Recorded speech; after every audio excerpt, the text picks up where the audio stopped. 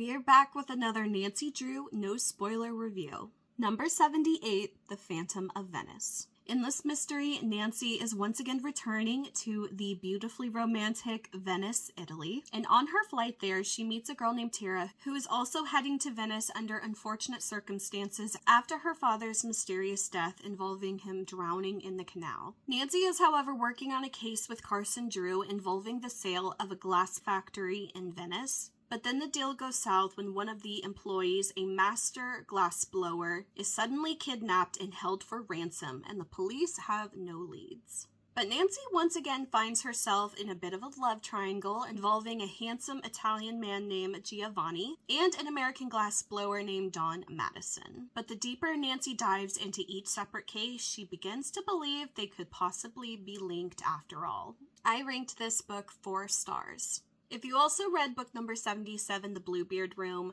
number 78, Phantom of Venice, also has a very similar vibe to it. Nancy is very much caught up into romantic triangles, and the mystery tends to take a little bit more of a backseat to all of the romance and drama that Nancy finds herself in this book. I do think it's interesting that Nancy returns to Venice so shortly after the mystery of the Winged Lion. However, I did find this a really fun and interesting book to read.